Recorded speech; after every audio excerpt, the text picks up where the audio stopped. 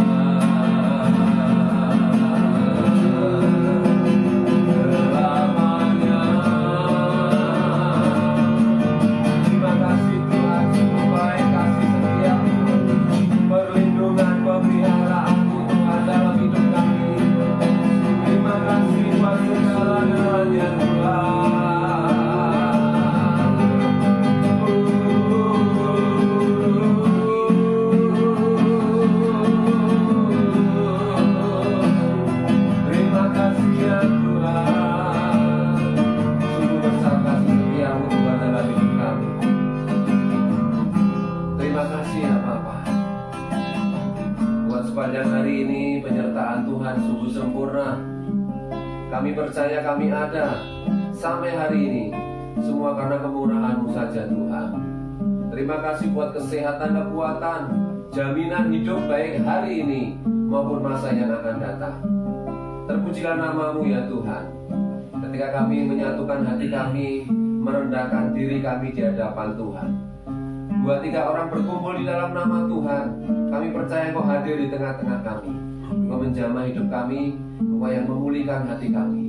Berikan kami hati yang haus, hati yang rendah, hati yang sungguh-sungguh mau mencari Tuhan dan kebenarannya. Karena kami percaya Tuhan, kebenaran-Mu adalah nyata, dan kami percaya firman-Mu adalah kebenaran. Oleh sebab itu malam hari ini kami mau belajar firman-Mu. Biarlah firman-Mu menguduskan hidup kami, firman-Mu mencerahkan hati kami. Karena firman-Mu pasti akan digenapi, dan firman-Mu dan terus akan digenapi sampai Tuhan datang kembali, bahkan menjemput kami semua. Terima kasih Bapak buat malam yang indah ini. Kami boleh bersekutu bersama-sama untuk belajar firman-Mu. Di dalam nama Tuhan Yesus Kristus, kita yang mengasihi Tuhan katakan bersama, amin. Tuhan Yesus memberkati. Bapak Ibu Saudara, malam hari ini kita bersyukur dapat memberikan waktu untuk saat teduh, belajar tentang firman Tuhan. Dan kita tahu bahwa firman Tuhan pasti akan digenapi, ya, dan terus sampai firman Tuhan itu semuanya terjadi. Karena kita percaya bahwa firman Tuhan adalah terang bagi langkah hidup kita, dan firman Tuhan adalah kekuatan bagi orang-orang yang percaya. Puji nama Tuhan. Saya bersyukur sekali malam hari ini kita bisa berkumpul, kita bisa sharing firman Tuhan. Karena kita tahu berita-berita sekarang ini justru membuat kita ini kadang bisa menjadi cemas, bisa menjadi khawatir, bisa menjadi takut bahkan, ya. Di samping terjadi bencana, ya, isu-isu gempa dan lain sebagainya, belum nanti ada peperangan-peperangan. Ya, sekarang banyak negara-negara sedang sibuk mempersiapkan untuk mempertahankan negara masing-masing. Ya, keadaan segala sesuatunya, harapan manusia kepingin segalanya baik, tapi tidak bisa dipastikan akan menjadi baik.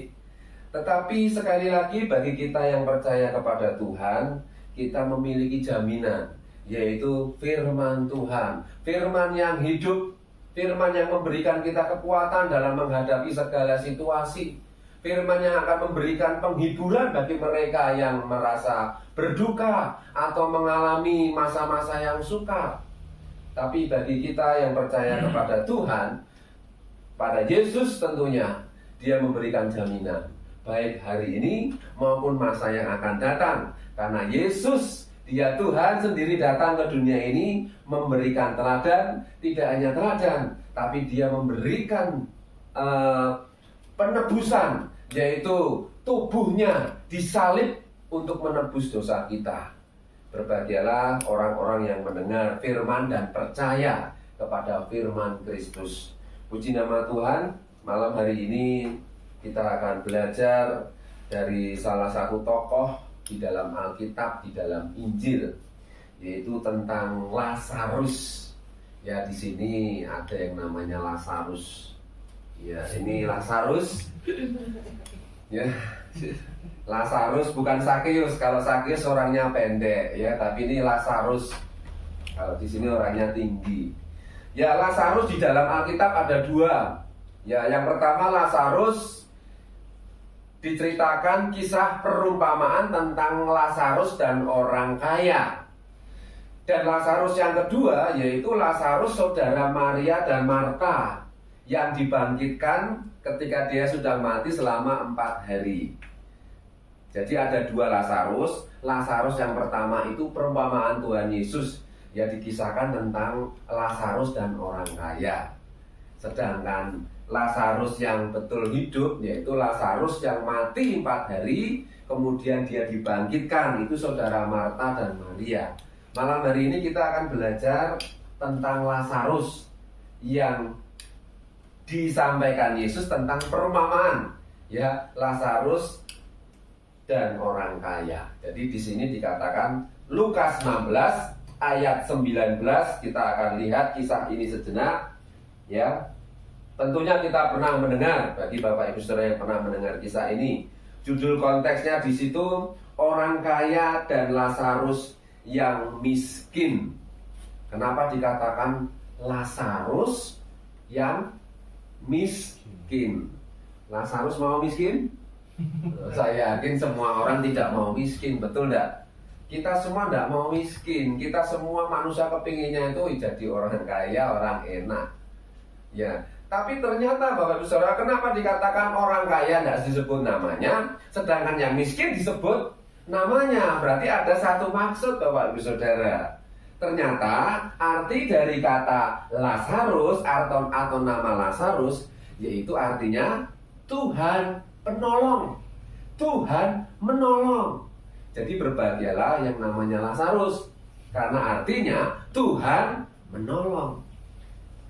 Jadi Bapak Ibu Saudaraku, malam hari ini kita akan mendengar renungan singkat yang nanti kita bisa bahas bersama atau sharingan bersama. Tapi saya percaya firman Tuhan singkat, padat dan jelas, itu akan memberkati kita semua. Amin. Mari kita akan lihat perumpamaan tentang orang kaya dan Lazarus yang miskin ini. Saya akan bacakan dengan cepat, ya. Ada seorang kaya yang selalu berpakaian jubah ungu dan kain halus, dan setiap hari ia bersukaria dalam kemewahan. Dan ada seorang pengemis bernama Lazarus, badannya penuh dengan borok, berbaring dekat pintu rumah orang kaya itu, dan ingin menghilangkan laparnya dengan apa yang jatuh dari meja orang kaya itu. Malahan anjing-anjing datang dan menjilat boroknya. Kemudian matilah orang miskin itu, lalu dibawa oleh malaikat-malaikat ke pangkuan Abraham. Orang kaya itu juga mati, lalu dikubur. Dan sementara ia menderita sengsara di alam maut, ia memandang ke atas, dan dari jauh dilihatnya Abraham. Dan Lazarus duduk di pangkuannya. Lalu ia berseru katanya, "Bapak Abraham, kasihanilah aku. Suruhlah Lazarus supaya ia mencelupkan ujung jarinya ke dalam air dan menyejukkan lidahku, sebab aku sangat kesakitan dalam nyala api ini." Tetapi Abraham berkata, "Anak, ingatlah bahwa engkau telah menerima segala yang baik sewaktu hidupmu, sedangkan Lazarus segala yang buruk. Sekarang ia mendapat hiburan dan engkau sangat menderita. Selain daripada itu, di antara kami ada dan engkau terbentang jurang yang tak terseberangi, supaya mereka yang mau pergi dari sini kepadamu, ataupun mereka yang mau datang dari situ kepada kami, tidak dapat menyeberang." Kata orang itu, "Kalau demikian, aku minta kepadamu, Bapa, supaya engkau menyuruh dia ke rumah ayahku, sebab masih ada 5 orang saudaraku, supaya ia memperingati mereka dengan sungguh-sungguh, agar mereka jangan masuk kelak ke dalam tempat penderitaan ini." Tetapi kata Abraham, "Ada pada mereka kesaksian Musa dan para nabi, baiklah mereka mendengarkan kesaksian itu." Jawab orang itu, "Tidak, Bapak Abraham, tetapi jika ada seorang yang datang dari antara orang mati kepada mereka, mereka akan bertobat." Kata Abraham kepadanya, "Jika mereka tidak mendengarkan kesaksian Musa dan para nabi, mereka tidak juga akan mau diyakinkan, sekalipun oleh seorang yang bangkit dari antara orang mati." Bapak Ibu Saudaraku, kisah ini memang disampaikan oleh Tuhan Yesus sebagai perumpamaan. Tapi saya yakin ini bukan sekedar perumpamaan, sebab Yesus selalu berbicara tentang perumpamaan kepada murid-murid dan orang-orang Yahudi pada waktu itu, supaya mereka juga belajar, ya, dibukakan sesuatu yang tersingkap, yang tersembunyi tentang kerajaan Allah. Sehingga berbicara tentang Lazarus ini ternyata ada hubungannya juga dengan neraka dan kerajaan surga. Ya, tapi malam hari ini saya akan ambil hanya satu pokok tema, yaitu bagaimana kita sebagai orang-orang percaya yang masih hidup dan tinggal di dunia ini, yang percaya kepada Tuhan, selalu melibatkan Tuhan. Sehingga ketika kita melibatkan Tuhan, Tuhan akan selalu menolong kita dalam segala hal. Karena kita tahu sebagai manusia, kita tidak bisa menjalani hari-hari yang justru bukan semakin enak, semakin gampang, tapi semakin sulit. Kita tidak bisa menghadapi menjalani hari-hari ini dengan kekuatan kita. Tapi ketika kita melibatkan Tuhan, saya yakin maka Tuhan akan memberikan kekuatan kepada kita. Amin, Bapak Ibu Saudara. Kenapa Lazarus artinya Tuhan menolong? Saya yakin kalau perumpamaan ini dalam kenyataan, ya, orang yang miskin pasti dia selalu mengeluh dan mengadu kepada siapa? Kepada siapa, Bapak Ibu Saudara? Tuhan, Tuhan. Kok begini udekku? Aku kok susah, aku kok nelongso ya? Tuhan tolong. Pasti ada dalam hati kecilnya tuh terus berseru-seru. Berseru-seru minta Tuhan. Tolong Tuhan. Ya, kalau digambarkan dalam ini, bahkan makannya itu dari rontokan orang kaya. Ini sangat mengenaskan untuk zaman sekarang. Dan siapa sih yang mau jadi orang miskin? Tapi dari sini kita bisa belajar bagaimana Lazarus yang miskin itu kok ditolong dan namanya itu disebut. Saya yakin ada maksud Tuhan. Dan ini untuk menunjukkan bahwa arti dari Lazarus itu Tuhan menolong. Tuhan menolong ketika kita berseru. Amin, saudara. Mari kita belajar untuk selalu berseru ketika kita menghadapi segala hal dalam hidup ini. Tidak ada orang yang kuat, tidak ada orang super, walaupun ada Superman dan Batman. Tapi kita percaya, sebagai orang percaya, yang kita andalkan adalah Tuhan, bukan kekuatan kita sendiri. Ya, mari kita akan melihat satu kebenaran yang sungguh-sungguh terjadi ya dalam hidup Lazarus ini, yaitu Lazarus yang juga dibangkitkan dari kematian. Tuhan menolong dia sudah mati dikatakan, tapi Tuhan menolong dia dibangkitkan untuk menjadi saksi. Kalau kita lihat sejarah ya dalam Alkitab, Lazarus itu bahkan akan dibunuh. Kenapa? Karena Lazarus memberitakan tentang Yesus yang membangkitkan dia. Jadi tidak hanya Yesus yang diancam untuk dibunuh, tapi Lazarus pun juga diancam untuk dibunuh. Kenapa? Karena dia memberitakan kebenaran bahwa Yesus adalah terang dan kebenaran dan jalan hidup. Jadi Bapak Saudaraku, mari kita sebagai orang percaya kepada Yesus, mari kita mengandalkan Tuhan sebagai penolong kita dalam segala kesesakan. Ya, karena di sini orang kaya itu berseru-seru, tolong cucukkan jarinya supaya aku bisa minum sedikit. Bayangkan sedikit itu rasanya apa, Bapak Ibu Saudara? Setetes itu tuh bagi orang kaya yang di neraka, gambarannya ya, itu sangat berarti. Kita mungkin enggak, setetes masih kurang. Bagi betapa air itu sangat penting. Di neraka kita mungkin dengan kisah ini kita bisa melihat gambarannya. Walaupun mungkin kita belum pernah ke neraka ya saudara ya, tapi kita ini bisa melihat gambarannya. Neraka itu sangat mengerikan. Ya. Dan kita lihat di sini orang kaya itu berkata, tolong utuslah orang-orangmu Bapak Abraham. Orang kaya ini berkata, supaya memperingatkan saudaraku yang masih hidup, yang masih tinggal di dunia ini, supaya di dunia sana, supaya mereka bertobat. Jangan mereka sama seperti aku sekarang ini mengalami kesesakan, bahkan penderitaan selama-lamanya. Neraka itu gambaran dari penderitaan yang tidak pernah berakhir. Tolong. Tapi apa jawab Bapak Abraham? Di sana ada kesaksian Musa. Kesaksian Musa itu apa? Berita keselamatan. Ya, berita keselamatan yang terus disampaikan oleh hamba-hamba Tuhan, nabi-nabi pada waktu itu.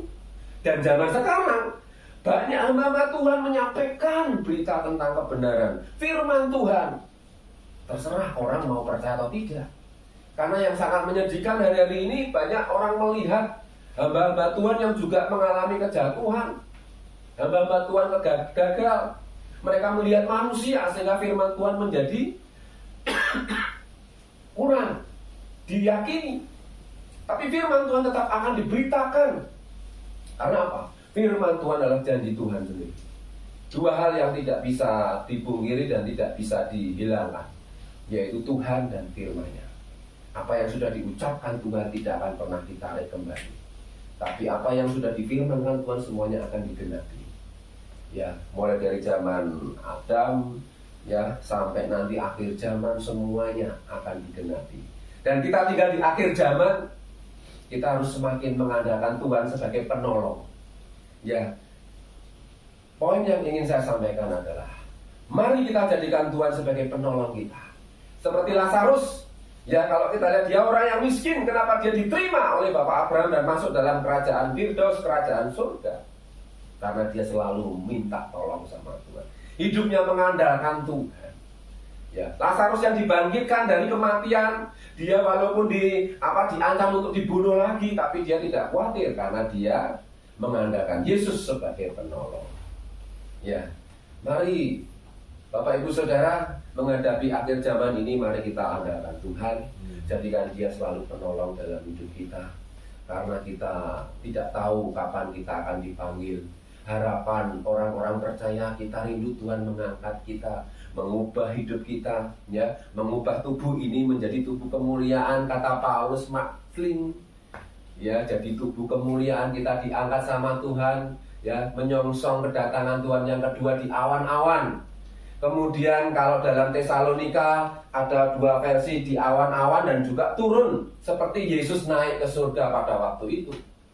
Tapi mari sebagai umat Tuhan yang tinggal di akhir zaman ini, mari kita semakin percaya jika Tuhan sebagai penolong kita, kita harus semakin dekat kepada Tuhan. Amin. Semakin hari memang harapannya baik. Orang sekarang ini dengar akan ada virus-virus yang akan terus berkelanjutan.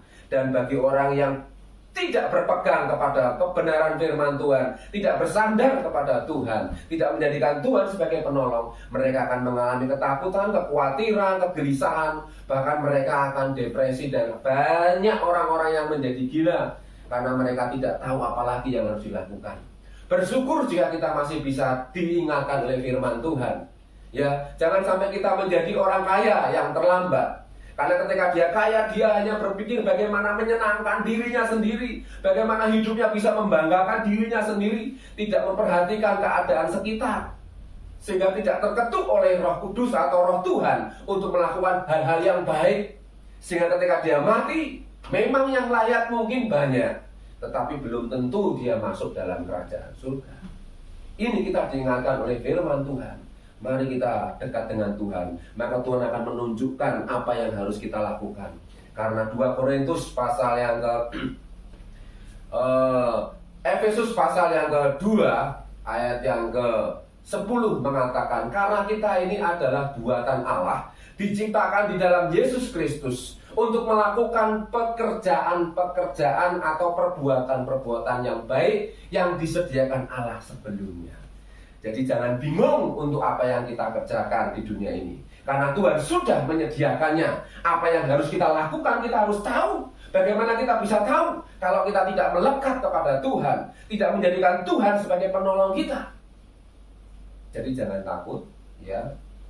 Lazarus, Paul, Yuda, Lina, Mami, Hansen. Jangan takut apa yang aku harus kerjakan, ya. Aku harus jadi apa, ya. Tuhan sudah menyediakan pekerjaan-pekerjaan, perbuatan baik yang harus kita lakukan.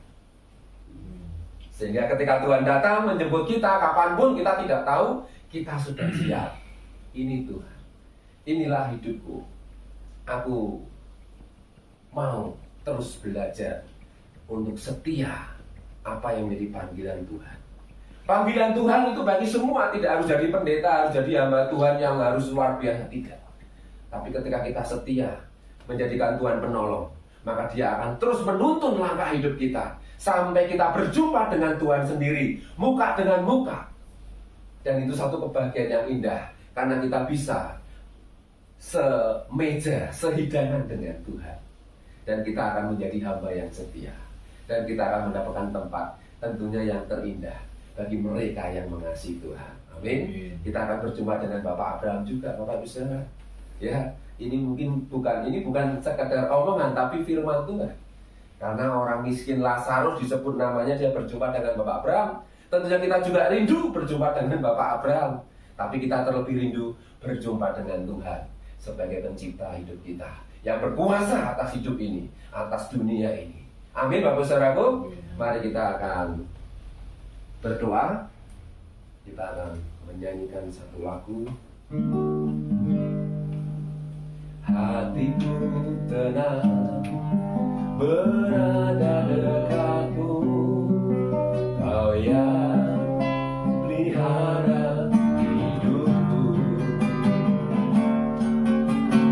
Hatiku tenang berada dekatmu, Kau yang pelihara hidupku. Pertolonganmu begitu ajaib, Kau yang memikat hatiku. Di saat aku tak sanggup lagi, di situ tanganmu bekerja.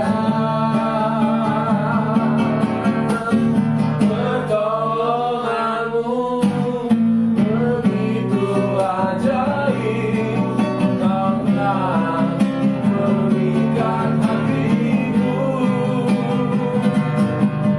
Isi mataku tertuju padamu, ku rasakan kasih-Mu, Tuhan, pertolonganmu begitu ajaib, Kau yang memikat hatiku. Di saat aku tak sanggup lagi, di situ tanganmu bekerja. Pertolonganmu begitu ajaib, Kau yang memikat hatiku. Di mataku tertuju padamu, ku rasakan kasih-Mu, Tuhan. Ku rasakan kasih-Mu, Tuhan. Ku rasakan kasih-Mu,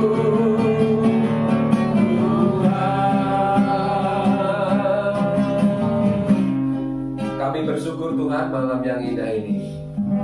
Kami boleh bersekutu bersama-sama. Kami percaya hadirat-Mu ada di tengah-tengah kami. Engkau menjamah kami dengan firman-Mu. Engkau memuduskan kami, mengingatkan kami, untuk kami semakin hidup di dalam firman-Mu. Terima kasih Bapa, buat renungan singkat ini biarlah memberkati kami semuanya. Kami juga menyerahkan kehidupan kami semua, keluarga kami serahkan dalam perlindungan Tuhan. Terlebih kami serahkan FOB, dimanapun kami berada saat ini. Engkau memberkati kami semua, keluarga mereka, pekerjaan mereka, pergumulan kami semua, kami serahkan dalam tangan kuasa-Mu. Mari kita naikkan tangan kita naikkan syukur ke hadapan Tuhan. Bapa di surga, kami juga menyerahkan bangsa dan negara kami, bangsa Indonesia, yang saat ini sedang mengalami banyak hal Tuhan, tantangan, persoalan, pergumulan. Kami percaya Engkau mengasihi bangsa kami. Kami serahkan negeri kami ke dalam tangan kuasa-Mu.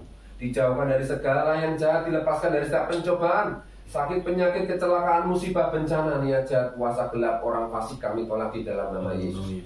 Berkati Indonesia, biarlah ada damai sejahtera. Kami rindu Indonesia diselamatkan, kami rindu Indonesia dimenangkan. Tuhan berikan, Tuhan curahkan hujan pertobatan, supaya mereka yang belum percaya dan mengenal Tuhan, mereka boleh datang kepadamu. Kami serahkan Tuhan bangsa ini ke dalam tangan Tuhan. Ampunilah bangsa kami, pulihkanlah negeri kami. Para pemimpin, pejabat, orang kuat negeri ini, presiden, wakil, para menteri, seluruh aparat negara, para menteri Tuhan, kami serahkan semua dalam tangan kuasa-Mu. Berikan roh takut akan Tuhan, tunduk pada otoritas Tuhan, sehingga mereka Tuhan hidup dalam kebenaran Tuhan, Segala niat-niat jahat yang tidak benar kami tolak di dalam nama Yesus. Terima kasih Bapa, berkatilah bangsa kami, ampunilah negeri kami. Berkati kota di mana kami berada saat ini. Engkau memberkati Pangandaran, Engkau memberkati kota Bandung, kota Cirebon, kota Pekalongan, kota Semarang. Kami serahkan semua di dalam nama Tuhan Yesus. Mohon berkat perlindungan dari Tuhan. Damai sejahtera dicurahkan di atas kota dimanapun kami berada. Berkati juga pekerjaan kami, pelayanan kami, apapun jadi kerinduan dan cita-cita kami. Engkau Tuhan yang menolong kami. Engkau Tuhan yang peduli atas hidup kami. Terima kasih Bapa, terima kasih. Ampunkanlah segala hal yang masih kurang berkenan dalam hidup kami sepanjang hari ini. Kuduskanlah kami dengan firman. Terpujilah nama-Mu Bapa. Biarlah kami hidup dalam pimpinan dan penyertaan Tuhan. Terima kasih, kiranya damai sejahtera Tuhan melimpah atas hidup kami mulai hari ini sampai Maranatha. Tuhan Yesus datang kedua kali dan kita yang mengasihi Tuhan katakan bersama, amin.